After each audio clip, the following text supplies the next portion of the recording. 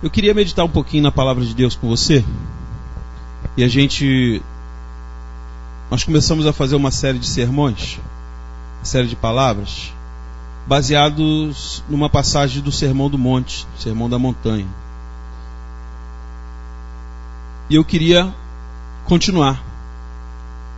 E nós vimos semana passada e quarta-feira sobre o capítulo 6, do versículo 19 a 34 de Mateus. Eu queria que você abrisse então em Mateus capítulo 7.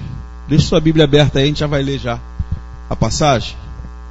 E eu queria pensar com vocês hoje sobre ensinos do Sermão do Monte. Nós tiramos já 2 lições. Eu vou recapitular para aqueles que não estavam poder acompanharem. Mas eu penso que se nós conseguirmos cumprir o que está escrito no Sermão do Monte, não precisa de mais nada. Se você conseguir cumprir, anota aí, do capítulo 5 de Mateus, começa com as bem-aventuranças, e vai o capítulo 5 todo, o capítulo 6 todo e o capítulo 7 todo. Jesus ensinando como a ser crente. Como a ser um ser humano melhor. Porque para ser crente é preciso ser um ser humano melhor. Hoje em dia a gente vê muito pouco disso. A gente vê pessoas que creem muito, mas que se tornam um ser humano pior. Que ninguém quer ficar perto dele, porque chega a se tornar uma pessoa chata. Tudo que ele fala é Jesus, mas ele não consegue viver Jesus. Mas falar, ele fala. Ele quer enfiar Jesus goela abaixo de todo mundo, como se ele fosse o mais santo dos santos dos santos. Mas vida não tem, normalmente não tem. É só estereótipo, é só palavras, são só palavras. Na essência, se você for buscar, não tem vida. E Jesus não ensinou religião, Jesus não ensinou formatos de roupa, Jesus não ensinou formato de fala, Jesus ensinou a ser gente. Eu vou usar uma frase aqui de um amigo: a ser gente como gente tem que ser, a ser gente melhor. Porque o ser humano estava sendo ser humano de maneira errada, estava tudo errado. Aí Deus esvazia-se da sua glória, se transforma em servo, assume a forma de servo e diz assim: agora eu me tornei homem. Eu quero sentir como eles sentem, para eu ver se aquilo que eu estou cobrando deles, vamos dizer assim, não seria uma cobrança, aquilo que eu estou ensinando para que eles sejam melhores e possam viver de uma maneira melhor e desfrutar melhor da vida que eu lhes dei, se é impossível cumprir, se é impossível fazer. Então Deus se esvazia, vem o Filho em forma de Filho, Jesus Cristo, e aí vive entre nós e diz assim: vocês estão sendo ser humano da maneira errada. Eu vou ensinar vocês como tem que ser. E o Sermão do Monte é uma lição de vida. Ele ensinando exatamente como sermos, como ser humano, para que a cada dia nos tornemos um ser humano melhor para nós e para o próximo. Então, na semana passada nós vimos sobre o versículo 34, finalzinho do versículo 34, que disse assim: basta a cada dia o seu mal. Vê se não é isso que está escrito aí do versículo 6. Do capítulo 6, versículo 34. No finalzinho do versículo está escrito: basta a cada dia o seu mal. E nós vimos que para cada dia a gente tem um mal que está nos perseguindo e a gente está numa batalha constante e ferrenha, diariamente. Não é semanalmente, é diariamente. O inimigo investe contra nós diariamente, tentando nos destruir, tentando nos desviar da felicidade, da paz e de ser um ser humano realizado como ser humano. Então a gente falou sobre isso no domingo passado. Na quarta-feira nós falamos sobre as armadilhas. Por quê? Desse mesmo texto, do versículo 19 em diante, ele está falando de algumas armadilhas. Eu separei 3. A primeira são os tesouros. E tesouro não é só dinheiro. Tesouro não é só aquilo que tem preço. Tesouro às vezes são coisas que monetariamente não pode se mensurar e que a gente coloca aquilo como tesouro no nosso coração. O tesouro pode ser um pai, pode ser uma mãe, pode ser um filho, pode ser o esposo, pode ser a esposa. Enfim, tem uma série de coisas que pode se tornar tesouro para nós e roubar o lugar de Deus no nosso coração. E aí, se rouba o lugar de Deus, a gente caiu na armadilha do inimigo e a gente vai se tornando cada vez mais infeliz. Vimos também que o tesouro, que a outra armadilha pode ser os olhos, porque tudo aquilo que entra pelos olhos e pelos ouvidos contamina o homem lá dentro e depois sai de forma contaminada e a gente transmite aquela contaminação para outros. E que a gente está tratando com algo que é idolatria. Por quê? No versículo 24 diz que a gente não pode servir a Deus e a Mamon. Mamon com letra maiúscula. Mamon é um Deus na Bíblia. É o Deus dinheiro. E esse Deus dinheiro é preciso tomar cuidado, porque senão ele toma conta da nossa vida, ele nos domina e a gente começa a idolatrar. A gente troca Deus pelo dinheiro. Aliás, eu estou falando aqui, você deve estar pensando, mas isso tudo, boa parte das igrejas evangélicas tem feito isso. Tem trocado Deus pelo dinheiro. O dinheiro tem sido mais importante no culto. Os momentos para dízimo e oferta, para ofertório, levam mais tempo do que a palavra de instrução e ensinamento, daquilo que realmente vai me trazer conhecimento para eu colocar em prática e viver. E aí as pessoas ofertam tudo que elas têm, só não tira a roupa do corpo porque não dá para ir nu para casa, mas se bobear, tira boa parte até da roupa do corpo e entrega lá para aqueles que estão supostamente liderando. A gente vai ver sobre isso hoje, que supostamente são pastores. Estou pegando pesado mesmo. Segura aí para você entender e não achar que é heresia. Aqueles que supostamente são pastores e que estão à frente de supostos rebanhos que supostamente seriam de Deus. Tudo suposto. Porque não são pastores, o rebanho que está ali não é de Cristo e as pessoas não estão ali buscando Cristo, elas estão buscando o interesse pessoal. Elas vão lá e colocam a oferta que foi determinada pelo suposto pastor no gasofilácio. E elas não colocam aquela oferta para Deus, elas colocam aquela oferta para si mesmas. Como assim, pastor? Elas, quando entregam algo, é porque aquele que está à frente disse que elas vão receber 100 vezes mais, 10 vezes mais, o dobro, o triplo e tal. Então ela não está colocando por amor a Deus, ela está colocando por amor a si mesma, porque ela vai receber 10 vezes mais. Deus virou um ótimo investimento, né, aspas, à luz do que muitos desses pregam. Então é idolatria, a gente está tratando com algo sério. Por isso a gente não valoriza dinheiro aqui na igreja. O dinheiro, a gente precisa dele para algumas coisas, mas a gente não coloca ele em primeiro lugar nunca, e a gente tem muito cuidado com relação a isso. O Sermão do Monte, então, a gente já viu que ele é uma base. Eu quero fazer um desafio a todos vocês. É bem simples o desafio, não é grande. Que quando você chegar em casa hoje, leia do capítulo 5 ao capítulo 7 de Mateus. Leia com muita atenção. E tira a lição disso para a sua vida. Nós vamos falar isso mais umas 2 semanas, baseado no Sermão do Monte. É muito lindo, muito lindo, muito lindo. E você vai tirar muitos ensinamentos. Então o Sermão do Monte, se a gente tirar o Novo Testamento todo, deixar só o Sermão do Monte, já serve para a gente entender qual é o propósito de Deus na nossa vida. E se você ler, tiver essa curiosidade, esse prazer de ler esses 3 capítulos, você vai entender que o que Jesus está tentando nos mostrar é que a gente precisa amar o próximo. Amar a si mesmo, amar ao próximo e amar a Deus. Todo o Evangelho se resume nisso. Se o ser humano entendesse que amar a Deus acima de todas as coisas é prioridade, amar o próximo como a si mesmo e se amar, muita coisa no mundo seria diferente. Muita coisa mesmo. Para e faça uma análise, não à luz da emoção, faça uma análise à luz da razão.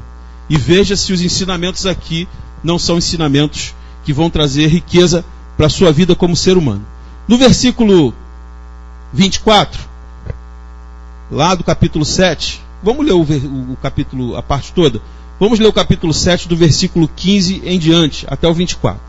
Diz assim: acautelai-vos, porém, dos falsos profetas, que vêm até vós vestido como ovelhas, mas interiormente, olha aí, interiormente, são lobos devoradores. Por isso eu disse supostos pastores. Porque por seus frutos os conhecereis. Porventura colhem-se uvas dos espinheiros, ou figos dos abrolhos? Assim toda árvore boa produz bons frutos, e toda árvore má produz frutos maus. Não pode a árvore boa dar maus frutos, nem a árvore má dar bons frutos. Toda árvore que não dá fruto, corta-se e lança-se no fogo. Portanto, pelos seus frutos os conhecereis. Começamos a aprender. Versículo 21. Nem todo o que me diz Senhor, Senhor, entrará no reino dos céus, mas aquele que faz a vontade de meu Pai, que está nos céus. Muitos me dirão naquele dia, Senhor, Senhor, não profetizamos nós em teu nome? E em teu nome não expulsamos demônios? E em teu nome fizemos muitas maravilhas? E então lhes direi abertamente, nunca vos conheci. Apartai-vos de mim, vós que praticais a iniquidade. Todo aquele, pois, que escuta essas minhas palavras e as pratica, assemelhá-lo-ei ao homem prudente que edificou a sua casa sobre a rocha. E desceu a chuva e correram os rios, e assopraram os ventos e combateram aquela casa e não caiu, porque estava edificada sobre a rocha. E aquele que ouve estas minhas palavras e não as cumpre, compará-lo-ei ao homem insensato, que edificou a sua casa sobre a areia, e desceu a chuva, e correram rios, e sopraram ventos, e combateram aquela casa, e caiu, e foi grande a sua queda. Somente até aí. No versículo 24, ele está concluindo aqui o Sermão da Montanha. Ele já está nos versículos finais, na sua fala final, e ele diz, se vocês que ouviram tudo isso que eu acabei de falar, colocarem em prática, vê se não é isso que está escrito aí, aquele que escuta essas minhas palavras e as pratica, assemelhá-lo-ei ao homem prudente que edificou a sua casa sobre a rocha. Começamos então a pegar uma diretriz de que ouvir a palavra de Deus e não praticar, eu vou usar uma palavra um pouquinho forte, é burrice. Ô pastor, pegou pesado, mas não é isso? Se eu ouço a palavra, se eu aprendo a palavra e não coloco em prática, o que seria isso? Tolice. Eu estou me fazendo como um servo insensato, como um homem insensato, que edifica a casa sobre areia. Você já pensou se você fosse construir a sua casa, pega o dinheiro que você juntou, de 20 anos de trabalho, agora eu vou construir a minha casa. Vou realizar o meu sonho, vou construir na areia da praia do cassino. Quanto tempo vai ficar a casa lá? Até a primeira ressaca. Quando o mar entrar em ressaca, ele vai invadir, vai tirar a areia que está embaixo, porque não tem alicerce, ela vai cair e vai se desmoronar. Insensatez. Mas aquele que ouve essas palavras e coloca em prática todo esse ensinamento que Jesus trouxe do Sermão do Monte, esse é prudente. Bom, na prudência a gente pode comparar essa tempestade aqui às adversidades que a gente tem na vida. Aliás, quem aqui não passa por adversidades? Todos nós.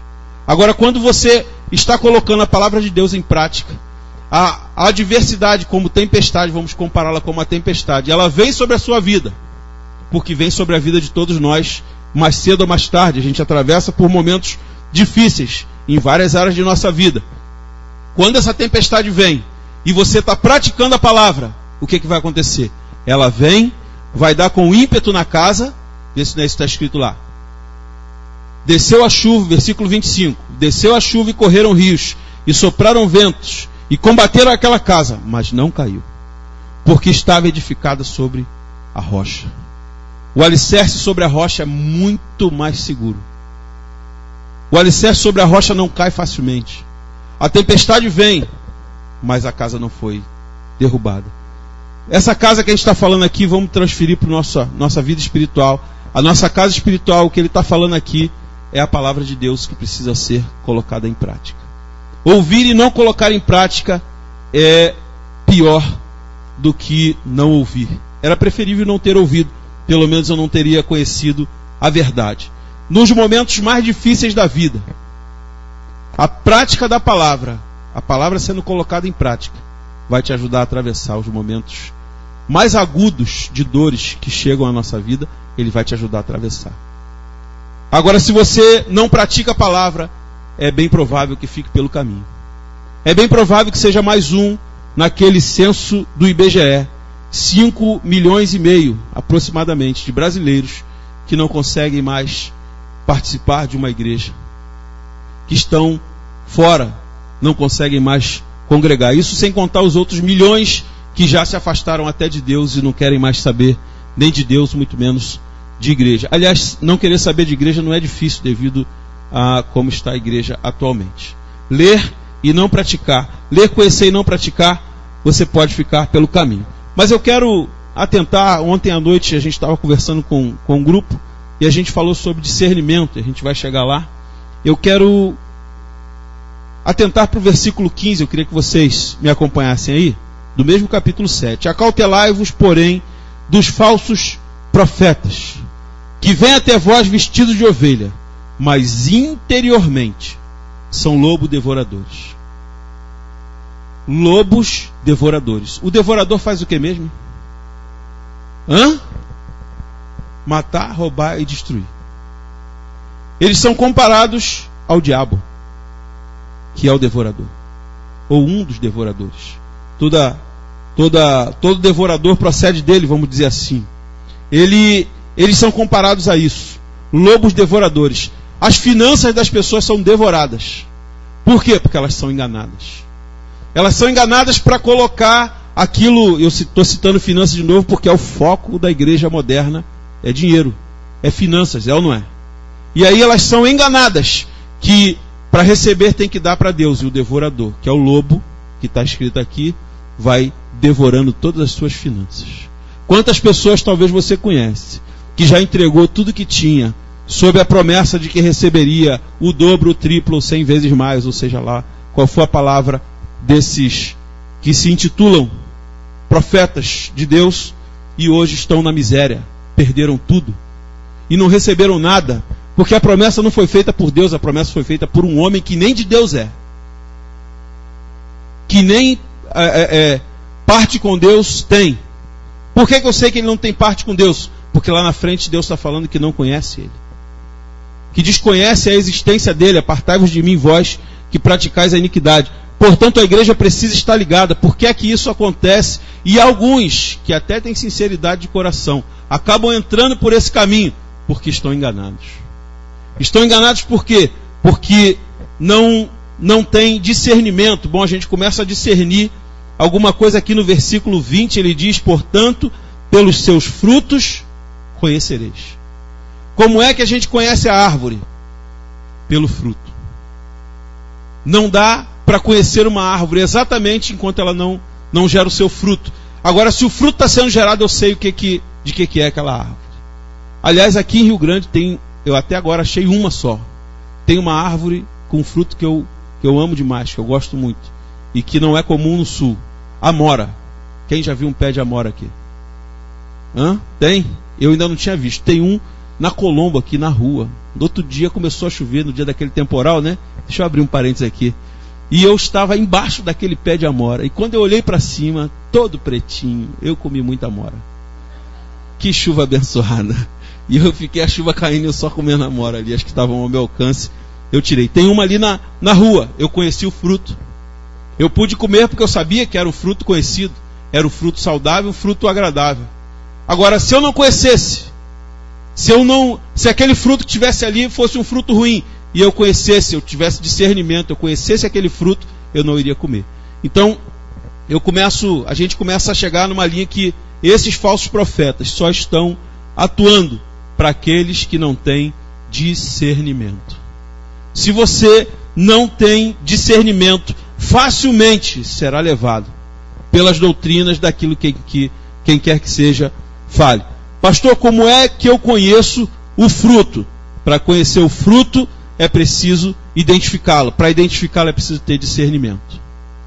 Então tá bom, pastor, como é que eu tenho discernimento? Já que para conhecer o fruto é preciso identificar esse fruto. Para identificar esse fruto é preciso ter discernimento. Como é que eu vou ter discernimento?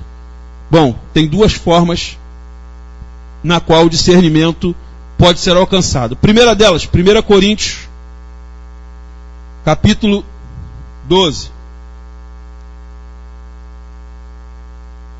Eu aproveitei que esse assunto surgiu ontem e achei que era uma dúvida de muitos. E aí vamos tratar então um pouquinho sobre ele. Discernimento. A igreja de Cristo tem errado por falta de conhecimento. E a gente vai ver que tem duas formas de adquirir o discernimento. Capítulo 12 de 1 Coríntios, versículo 10. Olha o que diz aí. Está falando sobre os dons espirituais que são dados pelo Espírito Santo.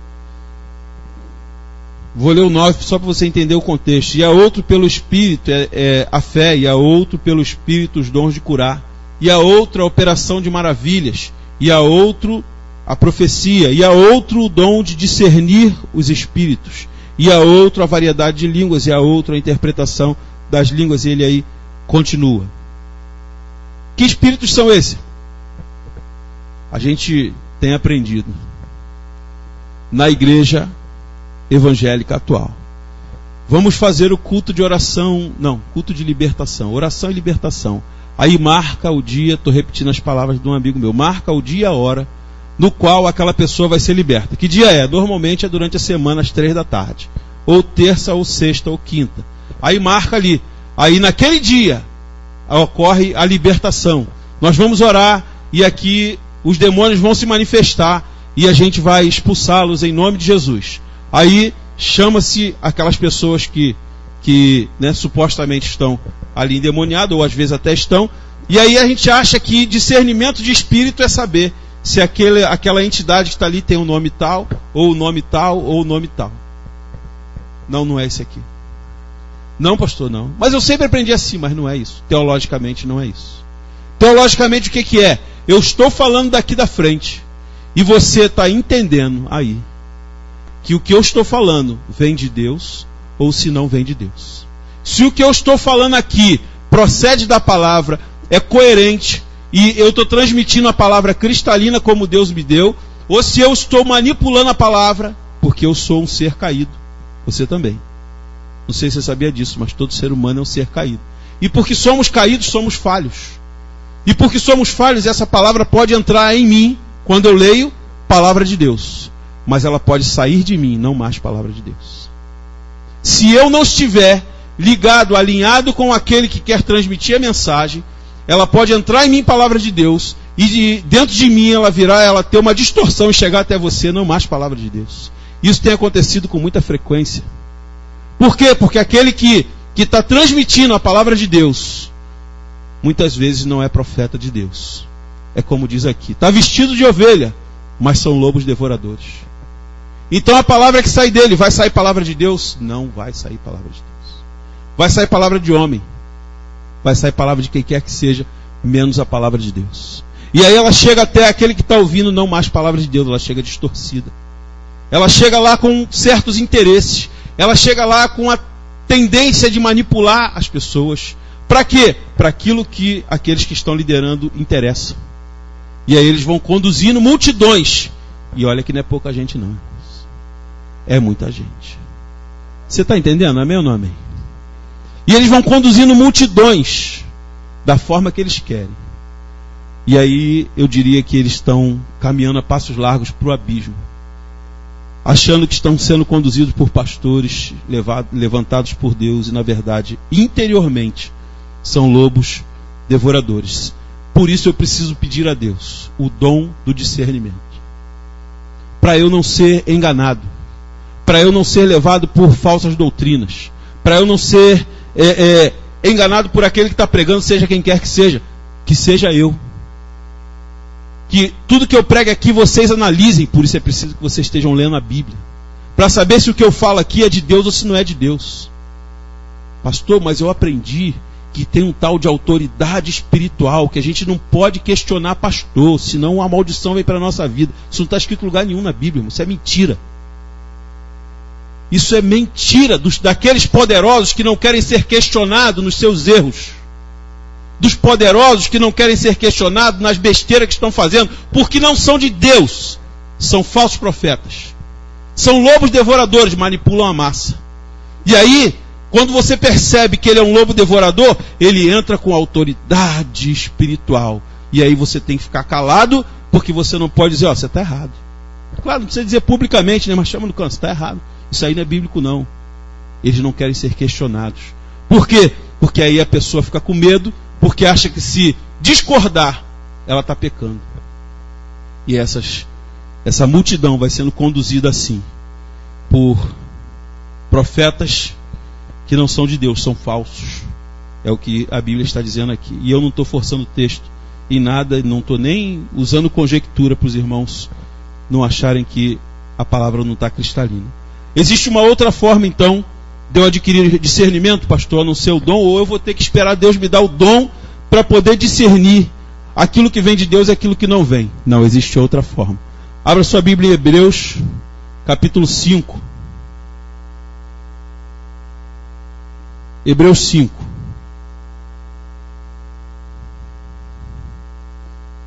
Alguém me questionou certa vez, não foi aqui.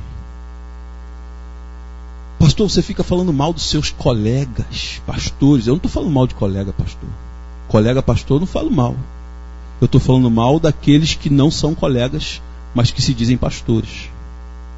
Aqueles que são falsos, que não tem nada a ver com o rebanho de Cristo, vocês vão ver já já. Hebreus capítulo 5. Essa palavra é uma palavra de instrução, irmãos. Não é uma palavra evangelística, não é uma palavra... Mas se você quer conhecer Deus através dessa palavra, você vai conhecer Deus e vai entender que Deus é sério e Deus não compactua com essa bagunça que está aí, que estão chamando de igreja de Cristo. Capítulo 5, versículo 12. Porque devendo já ser mestres pelo tempo, ainda necessitais de que vos torne a ensinar quais sejam os primeiros rudimentos das palavras de Deus.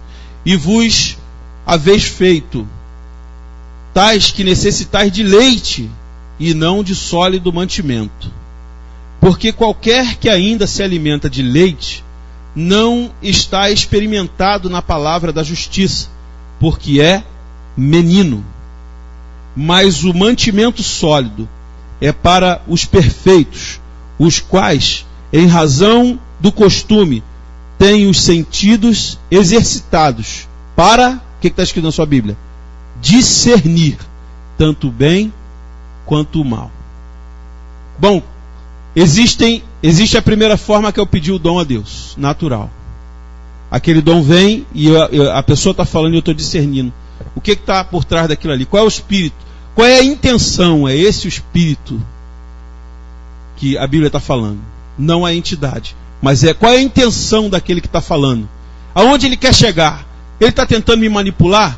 Ele está tentando me ensinar? Ele quer realmente pregar a palavra ou ele está com determinados interesses? Esse é o primeiro. O segundo é o ter maturidade cristã. Sabe por quê? Alguns de vocês, me perdoe a franqueza, Deus está mandando falar, eu vou falar. Alguns de vocês já eram para ser mestres e ainda têm sido meninos. Pelo tempo de convivência com a palavra, pelo tempo que conhece a palavra. Alguns são meninos na fé, se converteram há pouco tempo, conhecem a palavra há pouco tempo. Mas alguns já conhecem há muito tempo, eram para estar ensinando, eram para ser mestres. Por que não são? Por que não têm sido mestres? Por que não têm ensinado a outros? Bom, cada um analise a si mesmo. Mas ele está me dizendo aqui que se eu for experimentado na palavra, se eu não for menino, se eu não ficar a vida inteira como menino na fé, eu vou conseguir discernir o bem e o mal. Vê se não é isso que está escrito aí. É exatamente isso. E em razão do costume, e eu quero deixar claro que esse costume nada tem a ver com o costume das igrejas. De roupa, de forma de falar, de forma de vestir, de forma de nada disso. Esse costume que ele está falando aqui, se você fizer a análise do texto, eu vou ler de novo para você entender.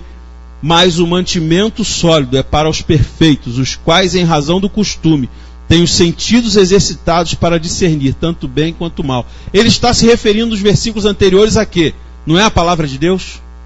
Esse costume aqui é o costume de ler a palavra de Deus. É o costume de observar a palavra de Deus.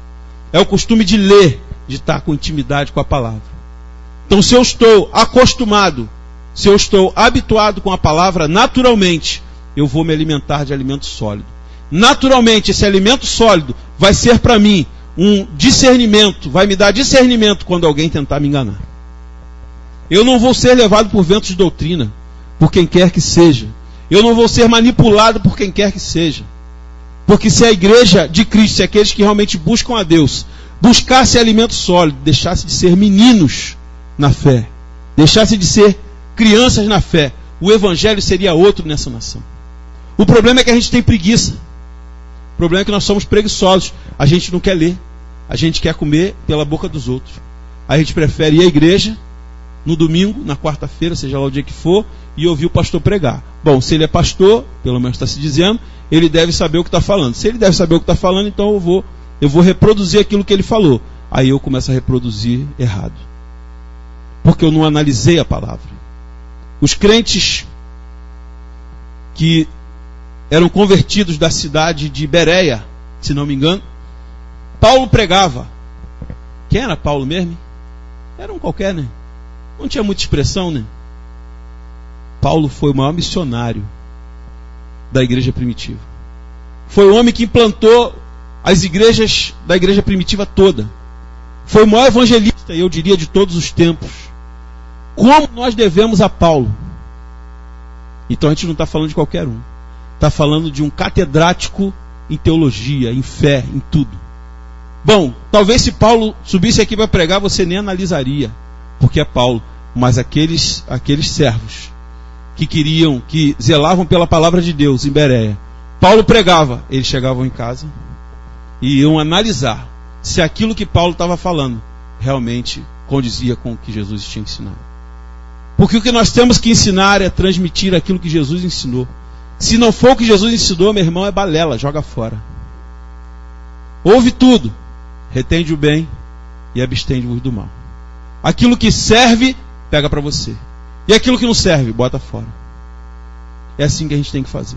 Em tudo, em qualquer lugar, em tudo na vida, inclusive dentro da igreja. É preciso deixar de ser menino para que Deus possa nos usar como mestres. É preciso ter discernimento, e para ter discernimento, se você não tem o dom natural, busque, porque a maturidade cristã vai te dar discernimento para você não ser enganado por quem quer que seja. Chegamos então à conclusão de 4 coisas. Antes da gente concluir, vê aí o versículo 21. Nem todo aquele que me diz Senhor, Senhor, entrará no reino dos céus. Portanto, digo eu, você pode até falar o nome de Jesus o tempo inteiro. Você pode até, aos olhos daqueles que te ouvem, e aos olhos de vocês que me ouvem, vou me tomar como exemplo, eu posso falar em Jesus o tempo inteiro. Eu posso dizer Senhor, Senhor, e olha que não é pouca coisa que ele está dizendo aqui não. Eu posso até fazer um coxo andar aqui. Eu posso fazer um paralítico andar. Eu posso curar o câncer. Quer ver? Vamos continuar lendo o texto. Nem todo aquele que me diz Senhor, Senhor entrará no reino dos céus, mas aquele que faz a vontade de meu Pai que está nos céus. 22. Muitos me dirão naquele dia, Senhor, Senhor, em teu nome nós profetizamos, em teu nome não expulsamos demônios, em teu nome não fizemos grandes maravilhas. Então lhes direi abertamente, nunca vos conheci. Apartai-vos de mim, vós que praticais a iniquidade. Isso significa que eu posso, aos olhos de cada um de vocês, curar um câncer. Eu posso, aos olhos de cada um de vocês, fazer um paralítico andar. Quem já viu um paralítico andar por milagre aqui? Não é fácil não, né? Não é qualquer um que tem o dom de fazer isso, né? Mas eu poderia fazer até isso e não ser conhecido por Deus. Eu poderia até fazer isso à vista de todos vocês e não ser aprovado por Deus. Não ter parte com Deus é o que ele está dizendo aqui. Quando é que eu vou saber disso? Só quando eu chegar diante daquele trono branco, que todos nós vamos ter que dar conta um dia de tudo que a gente fez aqui. Está tudo anotado, está tudo escritinho lá. E quando chegar naquele dia, Deus vai mandar procurar no livro, vê se o nome dele está escrito aí no livro. Não está não. Como é que é o nome dele? Não está não. Esse nome não consta aqui não. Apartai-vos de mim, vós que praticais a iniquidade, não conheço vocês. Mas Senhor, peraí, eu sou aquele que curou o câncer daquela pobre coitada, eu sou aquele que levantou o paralítico. Você pode até ter feito tudo isso em meu nome, mas eu não te conheço. No meu céu você não vai entrar. Por que eu não vou entrar? porque você não tem parte comigo, você pratica a iniquidade. Você ama o pecado. A sua vida é para o pecado, não era para mim. Porque o nome de Jesus, ele é poderoso por si só. Eu posso até ter esse dom e até curar, mas não ser aprovado por Deus. Para entrar no céu é preciso, à luz do versículo 22, versículo 21, finalzinho. Mas aquele que faz a vontade de meu Pai, que está nos céus. É preciso então fazer a vontade de Deus. Não basta declarar com a boca. Não basta dizer com a boca, Senhor, eu te amo. A gente canta aqui, né? Tão bonito. Deus recebe o louvor, não de todos, mas daqueles que são sinceros de coração. Deus recebe o louvor daquele que ele busca e encontra um coração quebrantado e contrito. Porque esse coração Deus não despreza jamais. Se você está com o coração quebrantado e contrito, você tem buscado ser um verdadeiro adorador. E Deus tem recebido a tua adoração. Não é apenas de palavras, não são palavras bonitas que impressionam a Deus. Deus não se impressiona com palavras bonitas. Deus não se impressiona nem com milagre, você quer saber? Deus se impressiona sim com o coração quebrantado. Ah, você quer impressionar Deus? Coloque-se com humildade na mão dele. Chegue até Deus com humildade. Aliás, vou abrir um parênteses aqui antes de concluirmos. Tem gente que diz que a gente tem que determinar, que a gente tem que exigir de Deus.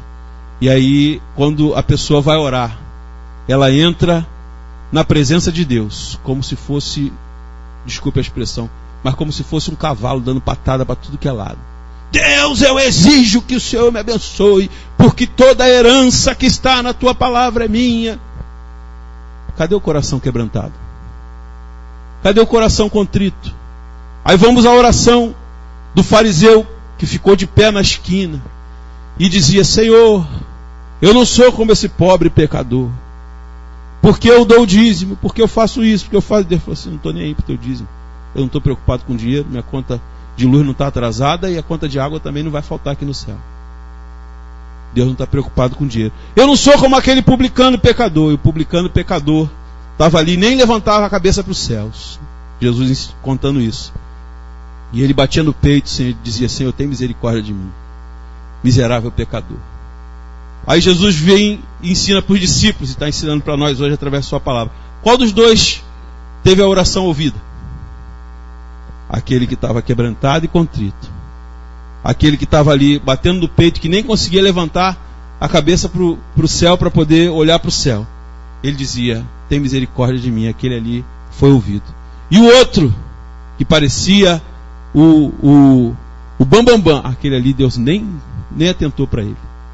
Mas se fosse aos nossos olhos, quem nós acharíamos que seria o ouvido? Aquele que ora bonito, que tem palavras bonitas, que sabe impostar a voz, que na hora de orar muda a voz, que na hora de pregar muda a voz do camarada muda na hora de pregar, porque acha que a voz impressiona Deus. Deus não se impressiona com nada disso. Deus se impressiona com o coração quebrantado e contrito. Primeira coisa, Deus quer que você faça a vontade dele. A vontade de Deus é simples, é só cumprir o que está no Sermão do Monte aqui.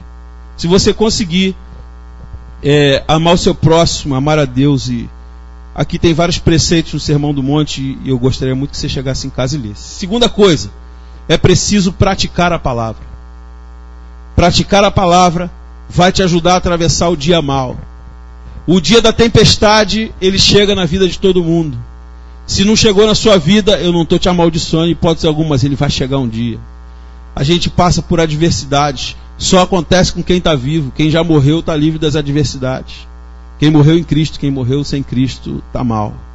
É a adversidade eterna. Mas quem morreu com Cristo já passou. Enquanto nós estivermos aqui, nós estamos sujeitos a atravessar turbulências, a tempestades. E as tempestades vêm para nos derrubar mesmo. Elas vêm com todo ímpeto, com toda ferocidade para nos derrubar. Já aconteceu com você isso? Ou só comigo? Levanta a mão se já aconteceu contigo. Amém. Ela vem para te destruir. Ela vem para acabar, para te arrasar. Bom, mas se eu pratico a palavra de Deus, eu estou alicerçado na rocha. Se eu estou alicerçado na rocha, uma hora essa tempestade vai passar e eu vou permanecer de pé. Eu vou contar um exemplo que um amigo contou ontem. Não vou citar nomes, mas vou contar um exemplo. Alguém, que eu também nem sei o nome, perdeu o filho numa enchente. Perdeu a esposa logo em seguida. Por uma série de motivos que eu não vou citar. E essa pessoa está de pé, servindo a Deus. Por que é que ela está de pé servindo a Deus? A pessoa que me contou até disse, é como um Jó, sofreu pra caramba. Mas por que permaneceu de pé? Porque a palavra de Deus fazia parte da vida dele. Não só dentro da cabeça, era prática. Ele vivia, ele praticava a palavra de Deus. Nem conheço a pessoa, estou só reproduzindo aquilo que chegou a mim. Mas ele praticava a palavra de Deus. Porque praticava a palavra de Deus, no dia da tempestade, ele não foi derrubado. Ele permaneceu de pé. Ele atravessou toda aquela tempestade, literalmente, e permaneceu-se de pé. Terceira coisa, então é preciso praticar a palavra de Deus para atravessar o dia mau e manter-se de pé. Terceira coisa, é preciso ter discernimento. Se não tivermos discernimento, seremos enganados por ventos de doutrina e seremos levados como folha seca. Quarto, é preciso amadurecer na fé. Se você não tiver maturidade na fé, Deus não vai poder te usar plenamente. Deus não usa meninos. Pastor, mas aí Jesus disse, vinde a mim os pequeninos, porque dos tais é o reino do céu. Vamos interpretar a Bíblia direitinho, não vamos contradizer a palavra de Deus. A gente tem que ser como uma criança, não tem? Como é que a gente tem que ser como uma criança? Na simplicidade, no amor, no carinho, na não ter maldade, Já brigou você briga com a criança, daqui a 5 minutos acabou, né? O pai corrige o filho chora, fica bravo, eu não te amo mais, eu não quero mais saber, eu vou fugir de casa, não é assim? Quem tem filho aí? Eu não te amo mais, você é feio, você é feia. Passa 10 minutos, o que acontece? Está agarrado no pescoço de novo, beijando, abraçando. Pai, eu te amo, mãe, eu te amo. Não é assim? É assim. É assim que a gente tem que ser como uma criança. Mas a gente não tem que ser menino na fé. A gente tem que ser adulto, maduro, para que Deus possa nos usar plenamente. Amém. Você recebe essa palavra como vinda de Deus? Dê um aplauso forte ao Senhor. Chamar o ministério de louvor. Glória a Deus.